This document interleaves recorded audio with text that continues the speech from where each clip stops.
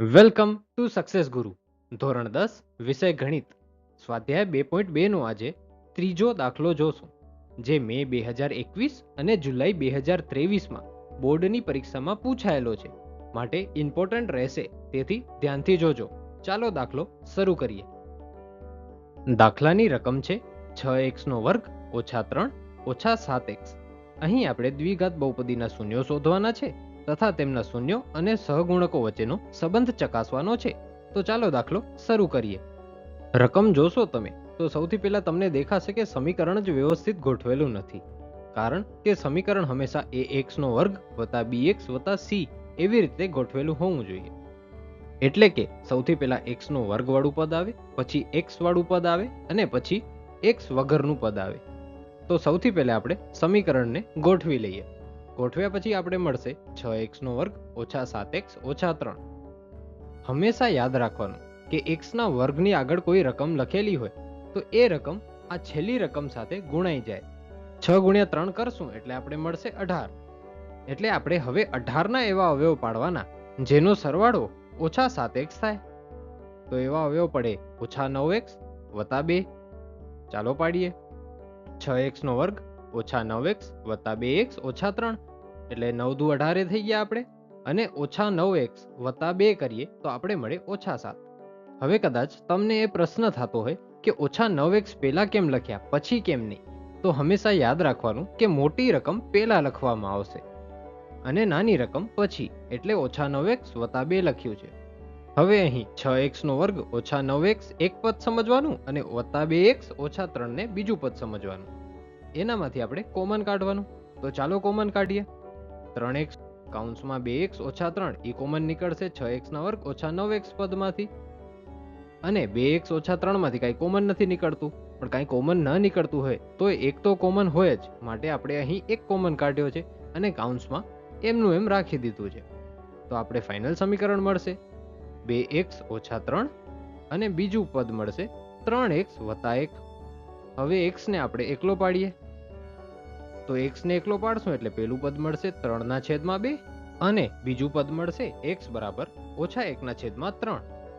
હવે શૂન્યો અને સહગુણકો વચ્ચેનો સંબંધ ચકાસીએ.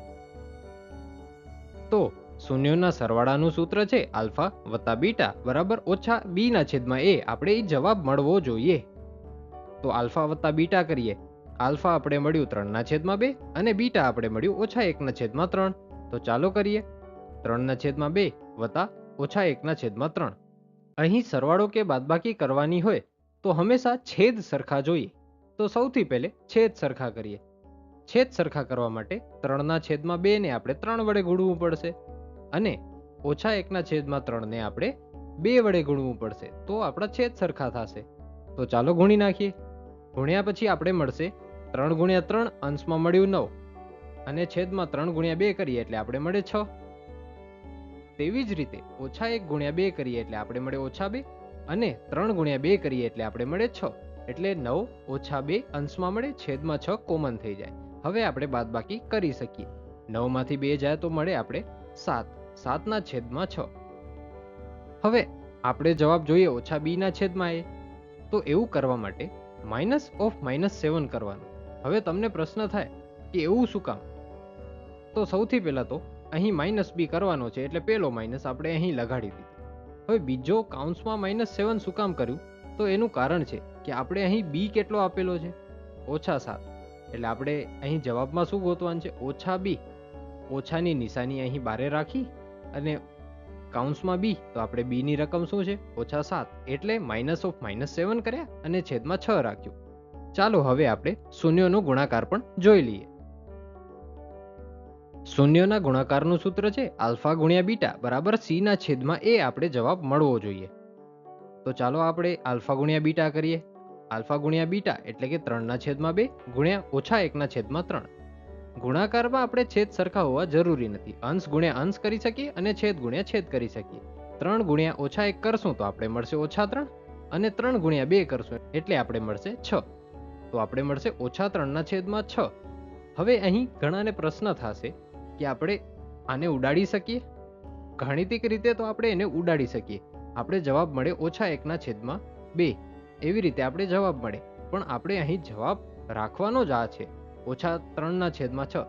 શું કામ? કારણ કે આપણી પાસે સી પદ શું છે? આપણે ગોઠવ્યા પછી સી પદ આપણી પાસે -3 મળેલું છે. હા, આપણે -3 મળેલું છે, તો ઈ આપણો સી મળ્યો. અને 6 શું એ છે? હા, એ અહીં 6 છે. માટે આપણે અહીં શૂન્યો ચકાસવાના હોવાથી અહીં ઉડાડશું નહીં, એટલે આપણો જવાબ થશે -3/6. Thanks for watching. જો તમને દાખલો સમજાઈ ગયો હોય તો વિડીયોને લાઈક કરજો અને આવા જ એજ્યુકેશનલ કોન્ટેન્ટ માટે ચેનલને સબસ્ક્રાઇબ કરજો.